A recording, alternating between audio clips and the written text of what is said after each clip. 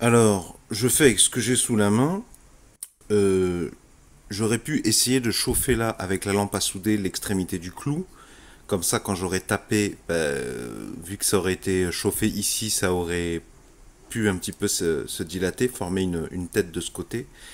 Mais le problème, c'est que si je le chauffe, le métal, suffisamment pour qu'il devienne mou, je vais probablement faire cramer le plastique là encore plus vite. Et en fait, surtout, en tapant dessus, ça le déforme.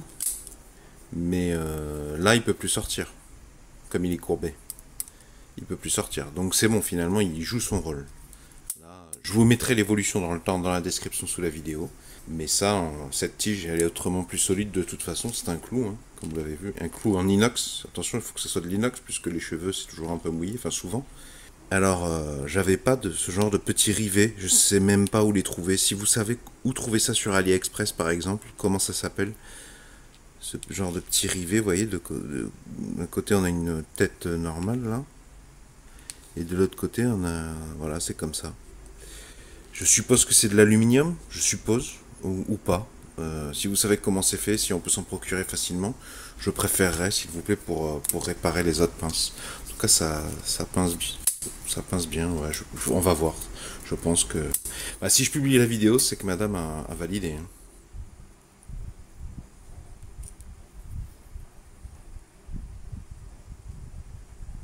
Vous trouverez les noms et les références précises des outils que j'ai montrés dans cette vidéo dans la description sous la vidéo.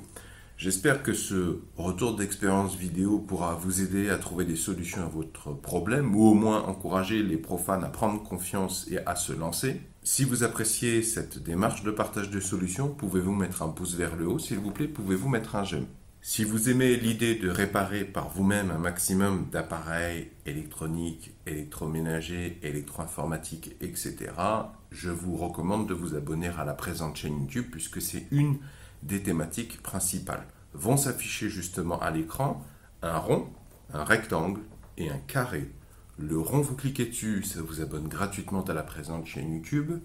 Le rectangle, si vous cliquez dessus, cela vous emmènera vers tous les épisodes de la même veine, uniquement sur cette thématique. Elle s'appelle électroménager et électronique. Il y a beaucoup de réparations pratiques de différents objets du quotidien. Et il y a aussi quelques petites explications sur certains concepts.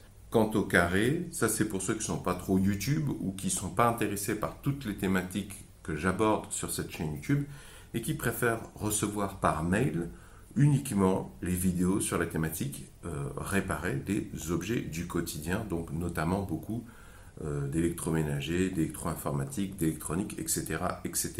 Donc si vous cliquez sur le carré, ça vous emmène sur une nouvelle page sur laquelle vous aurez la liberté, si vous le souhaitez, de me laisser un prénom, un pseudo, que sais-je, plus votre adresse email, et je m'en servirai pour vous envoyer uniquement les futures vidéos sur cette thématique et réparer des objets du quotidien.